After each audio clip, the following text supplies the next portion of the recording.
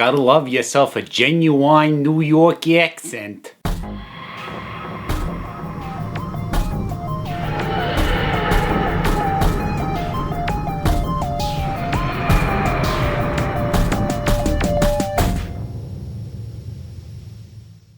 The time has come for the first two-parter of Series 3 of Doctor Who in this week's Overdue Doctor Who review.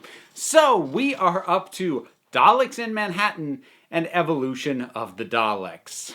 Before we get too far along, this episode does have a sponsor. It is a podcast. It is Radio versus the Martians. And because it's a podcast, it's really easy for you to get involved in it. All you have to do is listen. RadioVersusTheMartians.com. Look them up on your favorite podcasting listening platform of choice. Doesn't cost you anything. There's no coupon codes. None of that nonsense. Just really great listening. Casey Dorn and Mike Gillis cover basically whatever nerdy stuff is going on in their heads that day. They have guests. They talk about everything from Ghostbusters to Star Trek to, the entire oeuvre of Arnold Schwarzenegger movies, Batman. They're all over the place. They're always fun. They're always funny. They're sometimes even insightful. And I am very happy to have them as sponsors for this show. RadioVersusTheMartians.com. Check them out. My memory of this two-parter was not good. My memory was that this was painful. And having rewatched it, I think my opinion actually went down slightly. It had been a long time since I'd seen this, and sort of over time, thinking on it as my specific memories had faded, sort of the concepts that might have worked had kind of bubbled to the surface, and I was sort of lumping this in as more of there were some good ideas that didn't quite pull together. And that is still the case, but the degree to which they didn't pull together, I had kind of forgotten. This two-parter is a mess. And there's something especially painful about a bad two-parter because of how long you're stuck with it. Because this thing fails on multiple levels. It fails on the big scale level, and it fails down to the details. I mean, I didn't do that joke about the accents facetiously. That drove me absolutely nuts. I mean, I tend to get thrown off by British people doing American accents anyways, because more often than not, it's like, I know that's an American accent, but I can also tell that's not that's an affected one. But when it gets into stuff like trying to be New York, oh my god, like and none of them are good. Tallulah is the worst by far, but none of them are good. He's got a really weird last name, so I can't remember it now. But the guy who ends up getting merged with Dalek Sec, his is annoying. Andrew Garfield isn't too annoying because they gave him a southern accent, so it's a little bit soft-spoken and it's not as harsh. I had forgotten Andrew Garfield was in this, so that was a little weird. Seeing that, it's like, oh, you're going to be Spider-Man for 2 movies, and then everyone's going to try and forget that you did that. I'm sorry.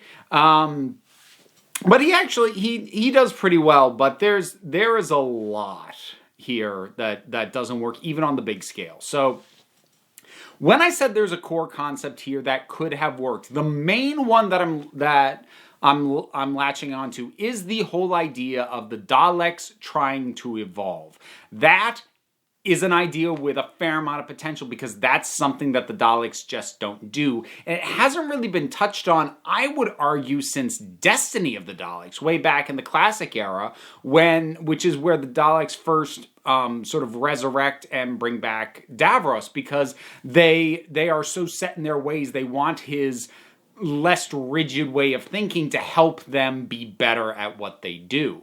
And the show hasn't really done all that much with the idea of them trying to move ahead as opposed to just being locked into what they are. So there's certainly room to have ideas and have stories within that concept. And even the idea of merging with humans is not a terrible way to go about it, especially if the Daleks look at humans and go, look, they have this imagination and this ability to survive, and they keep coming back in ridiculous circumstances. That's something we can tap into. That even makes a certain degree of sense.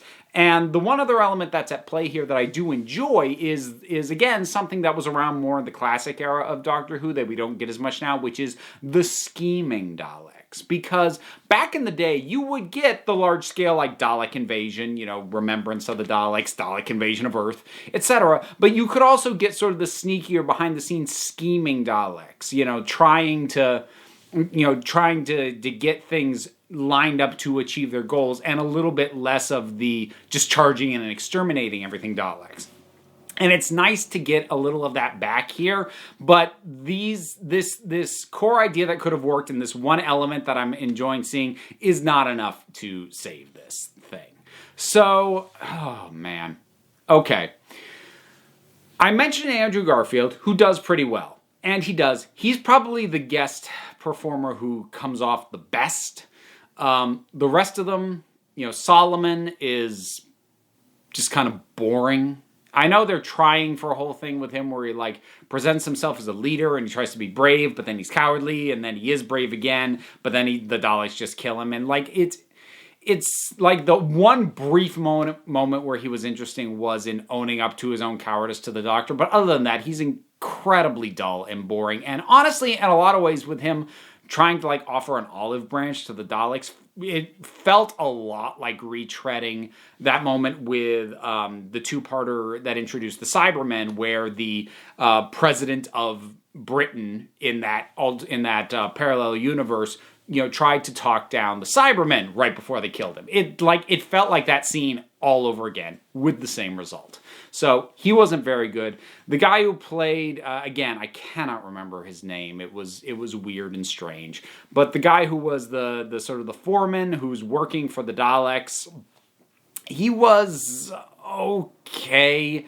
They did an okay enough job of demonstrating how his qualities, while not an inhuman guy, how certain qualities he had would be appealing to the Daleks. But oh boy, where things go once the merge. Okay, we'll get to that. Tallulah, holy cow.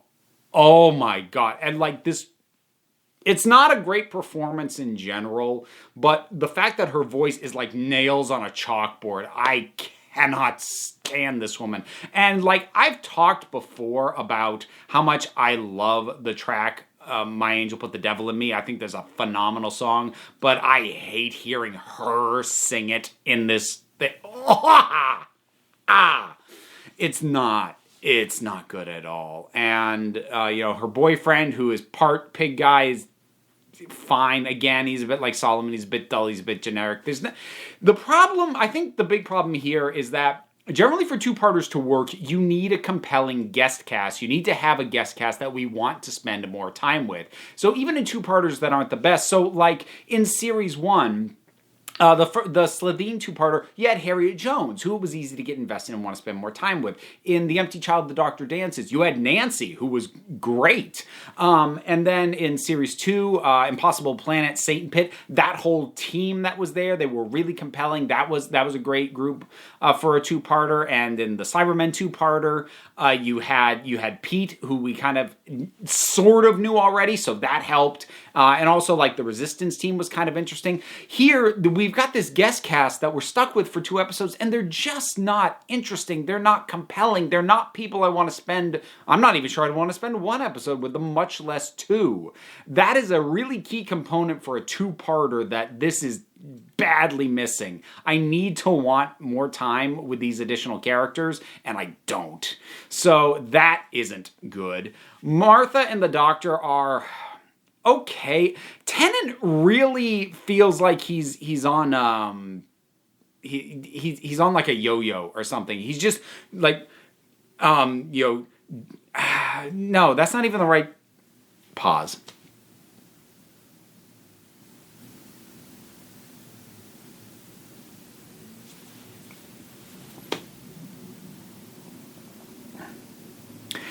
Really feels like he's on a tether or some kind of bungee or something, because he keeps going between extremes of anger and snapping back into being calmer and more introspective on a dime. And sometimes, he does that anyway, but some of those transitions work. For some reason, they're not working for me as well here, and I think it's just something about dealing with the like, I get dealing with the Daleks bringing out the worst in him, but the speed with which he snaps between you all need to die and maybe this can work and oh, what have you done? Why would you do that? What do you mean? Why would they do that? They're Daleks.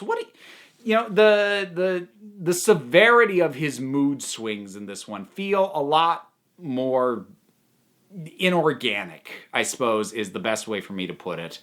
And then there's the Daleks themselves. So I like the Cult of Skaro. I like the concept of the Cult of Skaro. I like the distinct personalities of the members within it. And then we have the actual merger of that guy and Dalek Sec, which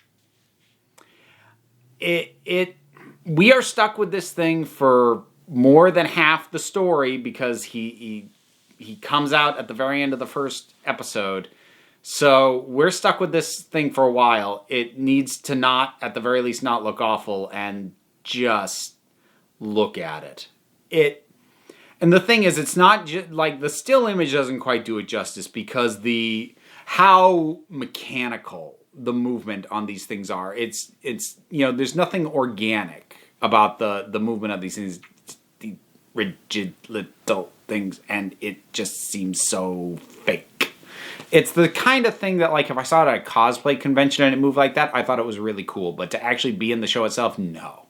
And the performance doesn't really work either because he doesn't feel like a Dalek anymore. And I know he's not technically speaking supposed to, but there's something about the vocalization, the delivery. And it's not just because it isn't the shouty thing. It's something about this hesitance and this, I am a Dalek. And it's like, no, you're really not. I don't know what you are. And I understand that thematically that might be part of the point, but like it made the sell even harder beyond the fact that it looks like it does.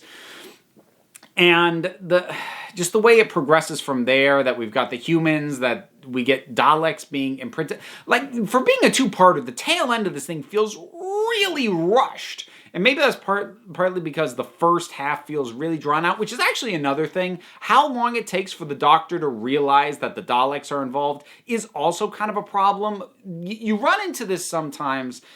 It's not even unique to Doctor Who, but when the audience knows something that it takes a while for our heroes to discover, you can't help but check your watch. You're waiting for the heroes to catch up to what you already know. And there's a little bit of that going on here because aside from the fact that Dalek is literally in the title, even if you exclude that, we're introduced to them in the episode pretty early on, and then, the Doctor's just kind of bumbling through the story and he doesn't know they're there, and you're like, when's he gonna find out?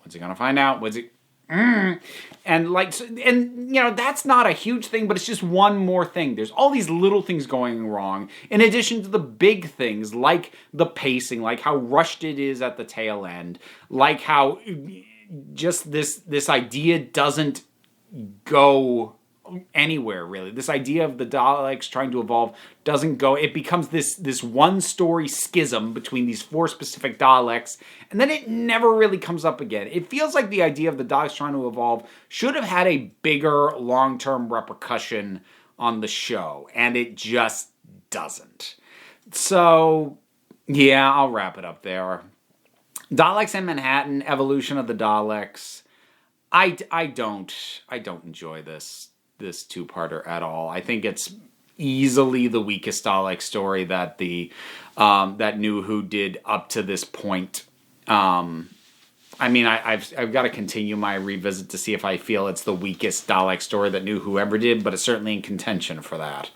So, what do you think about this two-parter? Whatever your thoughts are, drop something down in the comments. Let's talk about it. A whole bunch of stuff to do. Buttons, links, Patreon, P.O. Box. My Amazon wishlist is down there because it's March, which means it's my birthday this month. So you want to check it out and send me something? I wouldn't mind. And I promise I'll stop shilling for folks to send me stuff once we're out of March. So that'll wrap up this one, folks. So have a good rest of your day. What are you...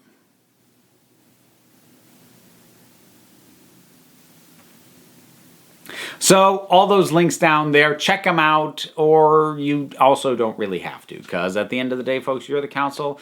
I'm just running the meetings, and until next time, this council is adjourned.